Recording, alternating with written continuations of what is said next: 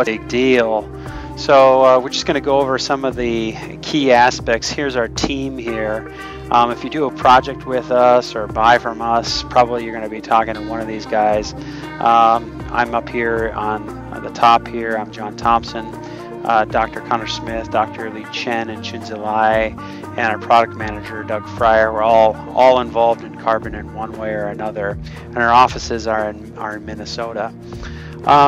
So what's the big idea here with the DSPE and putting CarbonX in there instead of GCB? Well, this is a great idea. Here's a scientist. He's got a problem, and that is he's going to have to figure out a way to clean up these extracts of these vegetables. You know, they're very nasty. They got lots of matrix in them, and they got analytes, and sometimes you need to analyze many different analytes, and so there's got to be a way to clean up that matrix so it's looking nice so that you can put it onto your GC or your LC. So the big idea is, I'm gonna put some GCB in there, I'm gonna put some carbon in there, and that's gonna suck up all of this pigment and magically make nice clear solutions, and so they look really good.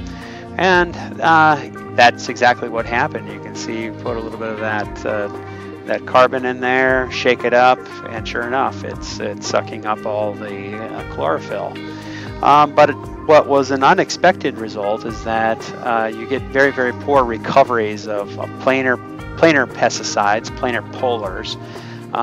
You know, things that hydrogen bond also, with a lot of hydrogen bonding, they just stick to the carbon. And so that it produces a myriad of issues where the carbon is not only taking out some of the matrix, but it's also taking out your target analyte. So what are you going to do?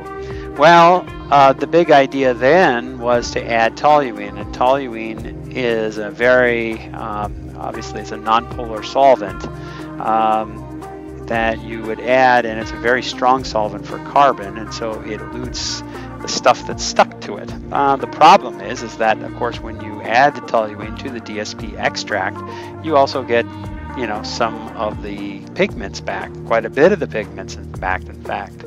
So, well, so we'll just go ahead and inject some of that matrix onto the GC. Now, what we're showing here is GCB matrix match standard. If you add toluene to this matrix match standard, of course it would be green, but in our case it's clear because we've not put the toluene back into the GCB. And you can see that you get this nice chromatogram with some pesticides, and I just do a bunch of injections now, just with the standard. These are just spiked standards. We spike the actual matrix that was cleaned up. And we start looking, and we start making calibration curves, and all of a sudden we see that we're getting recovery losses.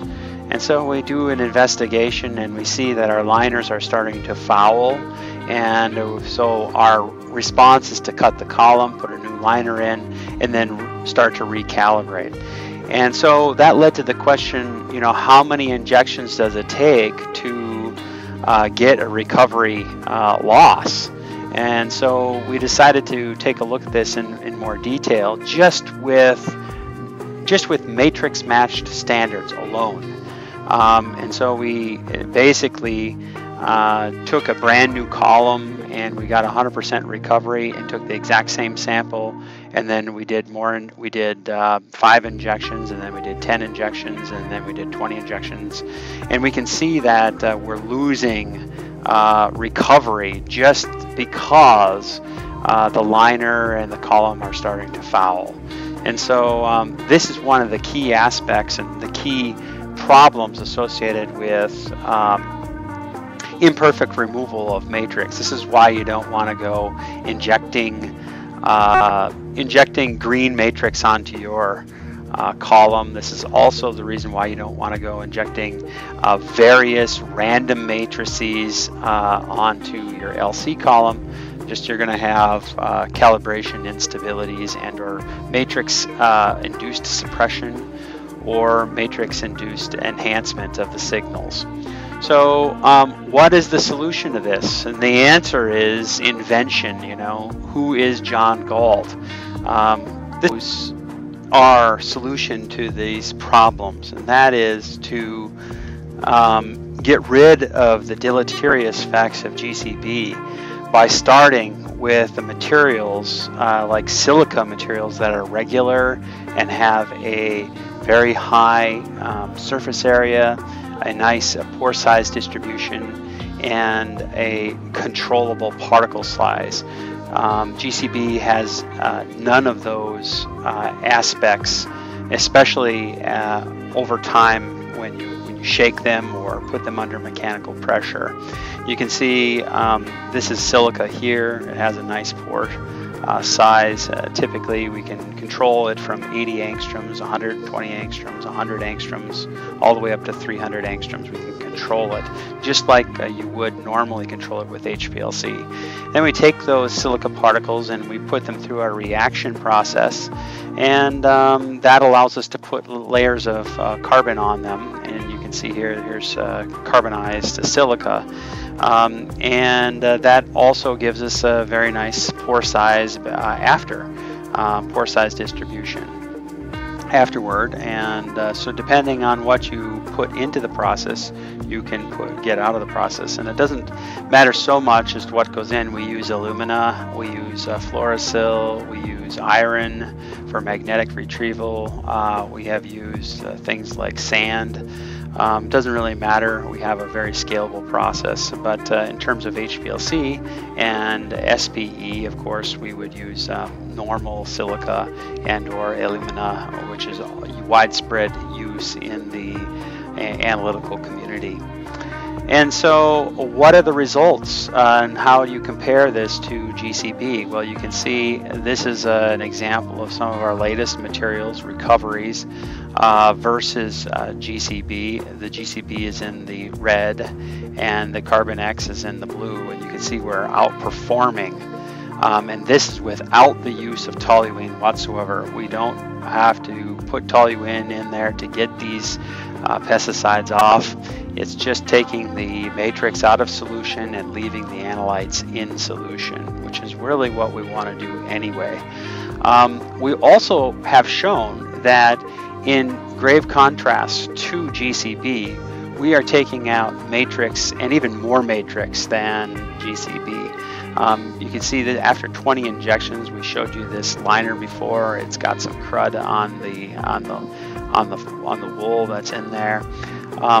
With CarbonX, we're taking out not only the pigments but other matrices, and so that's leaving cleaner liners. And we've shown in a rather large study that we can get approximately 4 times the life of a liner, and that really adds up to less column cutting, which adds up to more stable calibrations. And this is dramatically lower maintenance cost just in the use of this matrix removal material over GCB. So you will see improvements in value really being added to your organization as you really start to use this stuff. Also, you can see recovery loss improves dramatically when you use a matrix removal material that is actually removing matrix and it's not removing your pesticides. You can see, remember this plot where we're losing recovery loss as a function of number of injections for GCB. You can see with the same exact material, same exact set of same matrix standards, same everything, just cleaned up with CarbonX Plus instead of GCB, we're getting much more stable calibrations. And this again is adding value to your organization because you're not having to recalibrate more as frequently. In addition, CarbonX gives simplified workflow and greater throughput. Since you don't have to add the toluene in, a lot of times people have to take the toluene out if they're putting it onto a liquid chromatograph. Obviously you can't inject toluene on there, so you have to remove it. You have to remove it and then reconstitute it in acetonitrile by drying under nitrogen flow. That actually takes quite a bit of time to do that because toluene boils at 110. If you're just going to inject it directly into the GC, you still have, if you add the toluene in, like in this particular method for GC, you're still injecting on all that green stuff. So that's just adding more time actually because, well, just because you're going to have to be changing out your liners and cutting your columns, just greater maintenance. So we have been recommending a universal cartridge with 50 milligrams of CarbonX, along with C18 and PSA and magnesium sulfate for all matrices, including non-pigmented matrices. Because CarbonX has a different selectivity than, say, C18 or GCB, it's removing matrix, and if it's not taking out the pesticides, it doesn't do any harm, but only good. It's reducing all your maintenance costs. So yeah, here's a picture of our universal DSP tubes for all matrices. We're not really saying that it's going to work for every particular matrix, but what we are saying is that it's way more universal. You don't have to pick in a table, okay, here I need 7.5 milligrams of GCB, and oh, but this is a highly pigmented matrix, so I'm going to maybe need a little bit more in there, you know, or I don't need GCB at all because there's no matrix in there. So we're just kind of simplifying the process. Start off with a universal DSP cartridge, and it's not taking out your pesticides, so why worry about it? And it is taking matrix out, which is improving your bottom line. So that's really all I had to say today. I hope this was informative. You can look us up on unitedsciencecorp.com. You can get a hold of us at sales@unitedsciencecorp.com. And actually it's uniscicorp.com for our website. All right, thank you and take care.